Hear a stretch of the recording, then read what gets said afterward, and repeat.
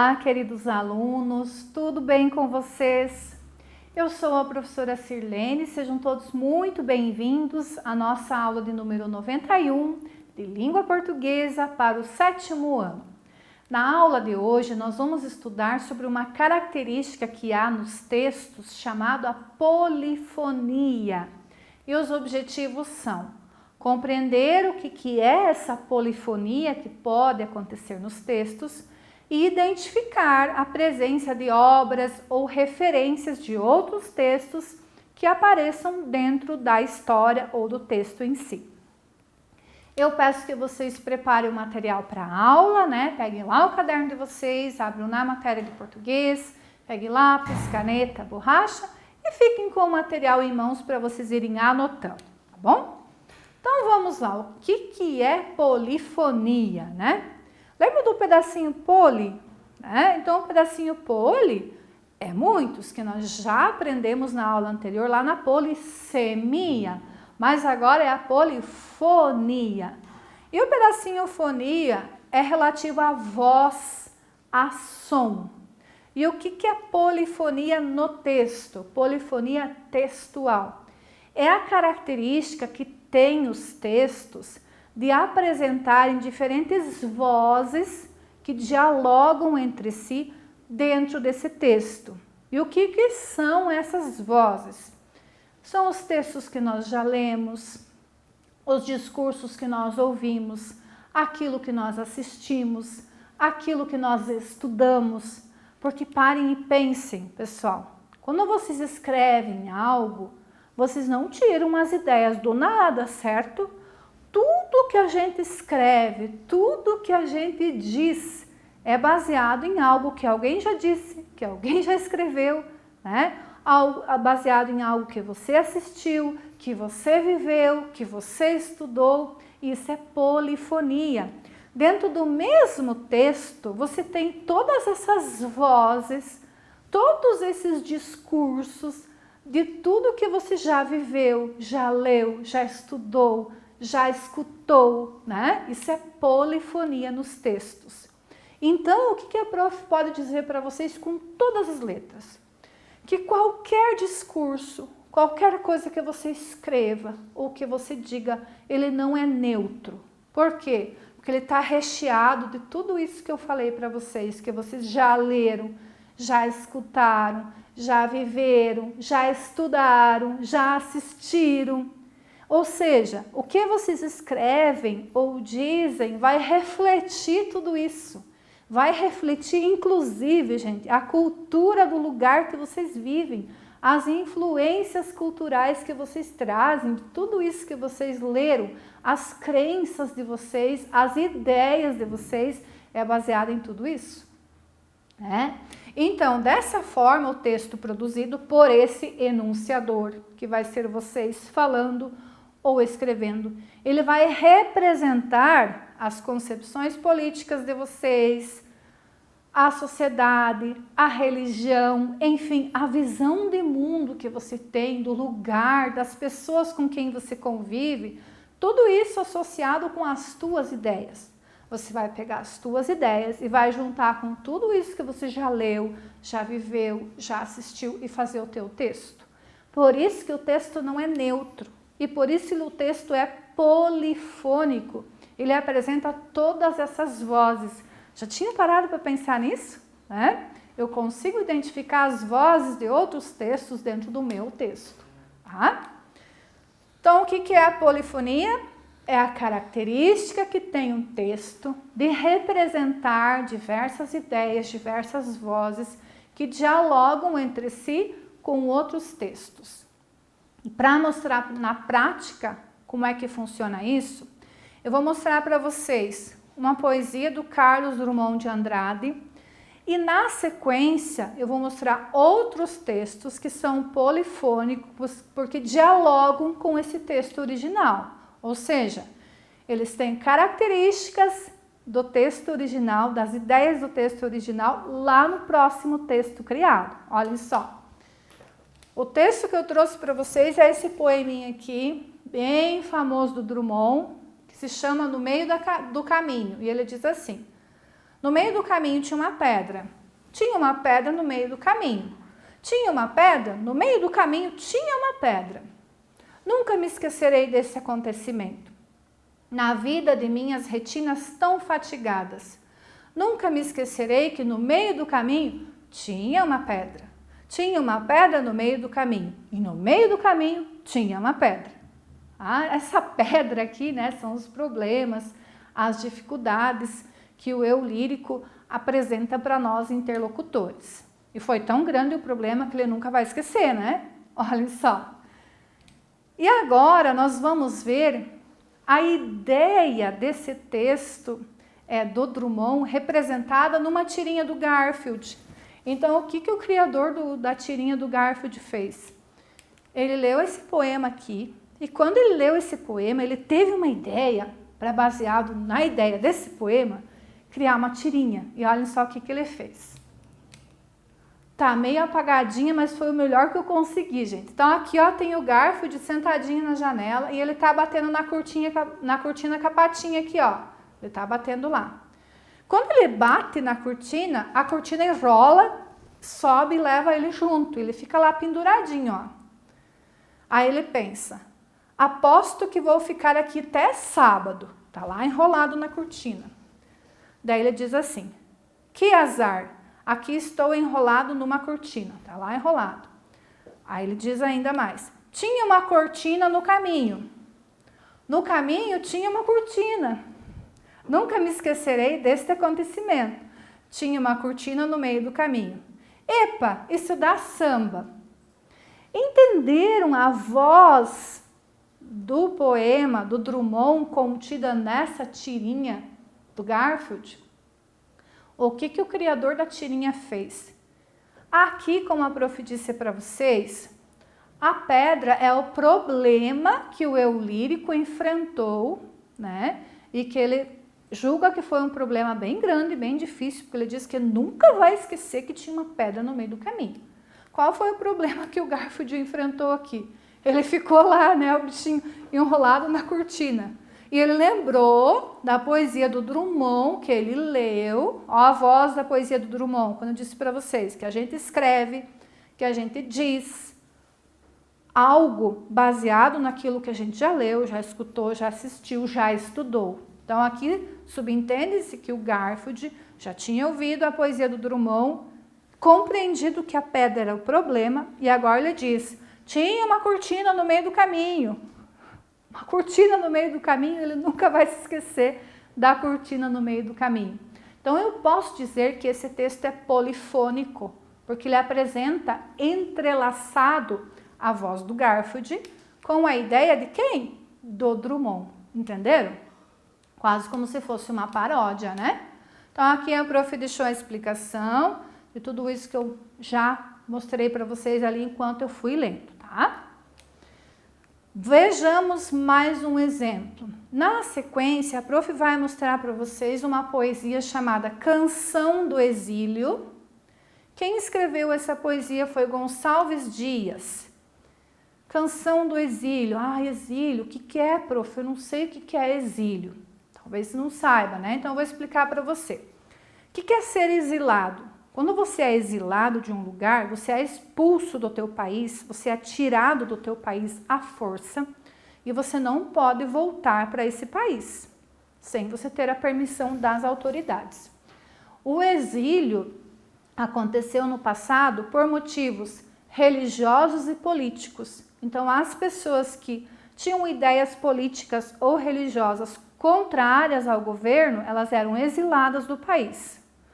Aconteceu isso, gente, com Gonçalves Dias. Ele foi exilado. Ele foi expulso do país, mais especificamente da cidade natal dele no Maranhão, e ele foi mandado para Portugal. Ficou lá, ele não podia voltar para o Brasil. Enquanto ele esteve lá, gente, ele escreveu essa poesia, Canção do Exílio, que eu vou mostrar para vocês. Então ele diz assim, minha terra tem palmeiras, conhecem, né? Onde canta o sabiá. As aves que aqui gorjeiam, não gorjeiam como lá. Nosso céu tem mais estrelas, nossas várzeas têm mais flores, nossos bosques têm mais vida, nossa vida mais amores. Em cismar sozinho à noite, mais prazer encontro eu lá. Minha terra tem palmeiras onde canta o sabiá. Minha terra tem primores que tais não encontro eu cá. Em cismar sozinho à noite, mais prazer encontro eu lá. Minha terra tem palmeiras onde canta o sabiá. Não permita a Deus que eu morra sem que eu volte para lá, sem que desfrute os primores que não encontro por cá, sem que eu ainda aviste as palmeiras onde canta o sabiá.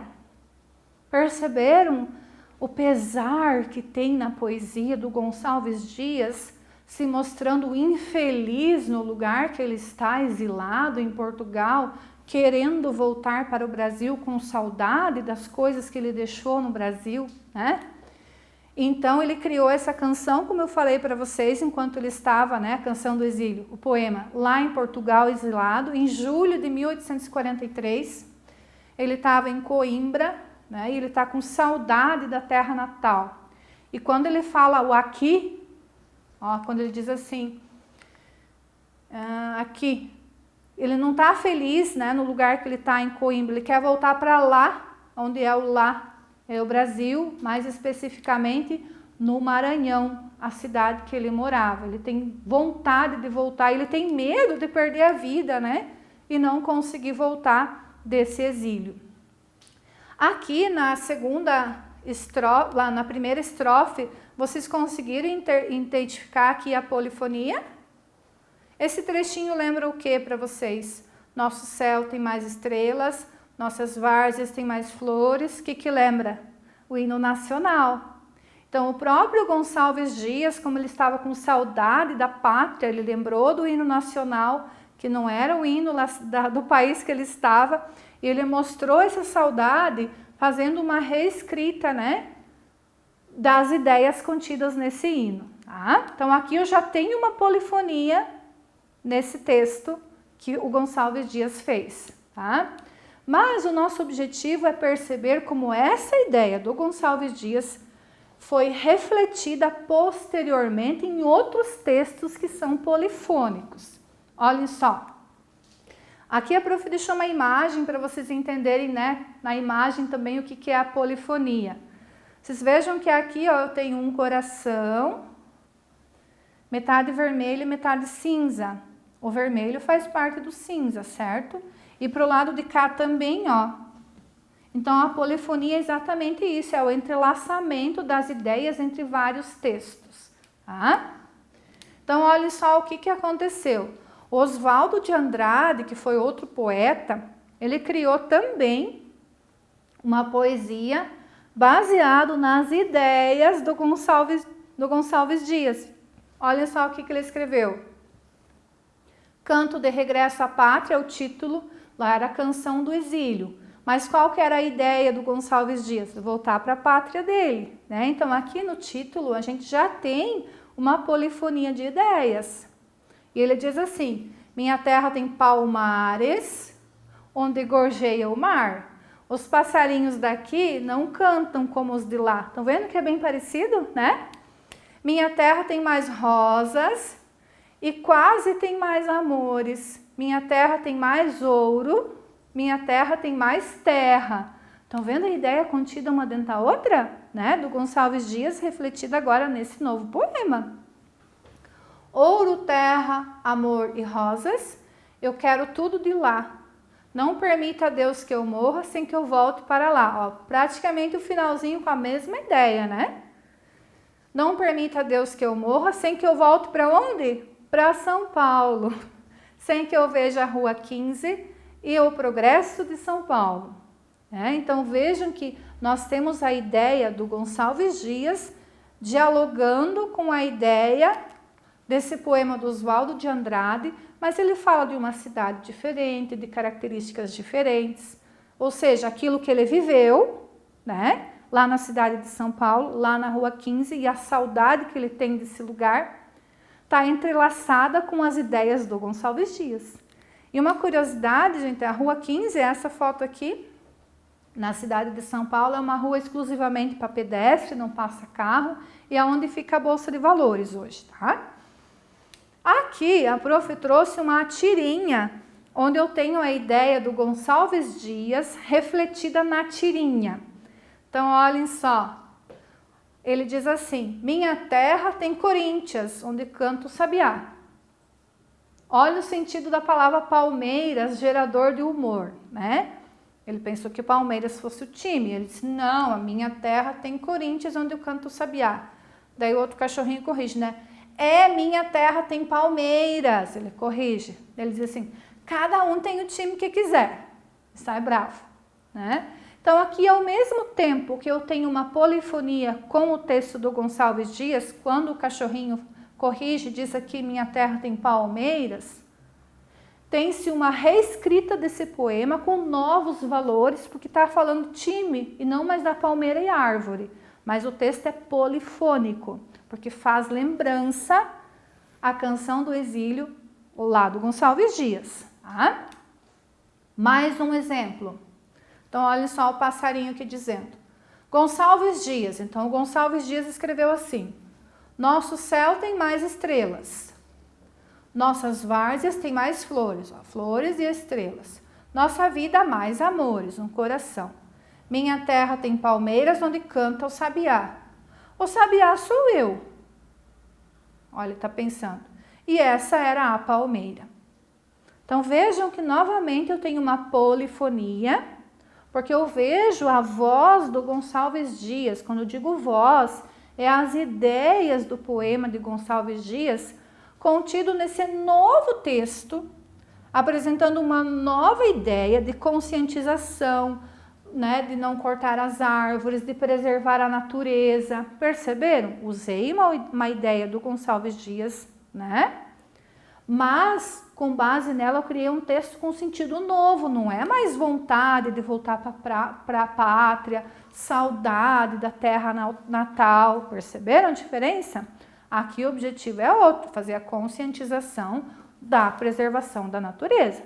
Mas nós temos uma polifonia, porque nós temos voz, ideias do texto de Gonçalves Dias nessa tirinha, tá? Vamos revisar então? O que é a polifonia? É a característica que tem os textos de apresentar diversas vozes, ou seja, diversas ideias, que estão baseadas em tudo aquilo que a gente lê, a gente escreve, a gente assiste, a gente vive, né? Se eu peço para vocês, por exemplo, inventarem uma história, vocês vão usar, né, elementos, características, muitas vezes até personagens de algo que vocês leram. Mesmo que vocês peguem a figura de uma princesa, vocês já leram História de Princesa, de Cavaleiro de Castelo, né? De aventura. Vocês vão pensar aquilo que vocês leram, assistiram e criar uma nova história. Por isso que eu digo para vocês, um texto nunca vai ser só teu. Ele vai apresentar vozes diversas de tudo que você leu, estudou, né? Vivenciou, assistiu, cultura, tradição do lugar, características das pessoas que você vive. E isso é polifonia, tá bom, gente? Pessoal, caso vocês tenham ficado em dúvidas, voltem, assistam novamente, porque agora chegou a hora do quê? Da atividade sobre o assunto, tá bom? Muito obrigada pela atenção e eu vejo vocês numa próxima aula. Até mais. Tchau, tchau.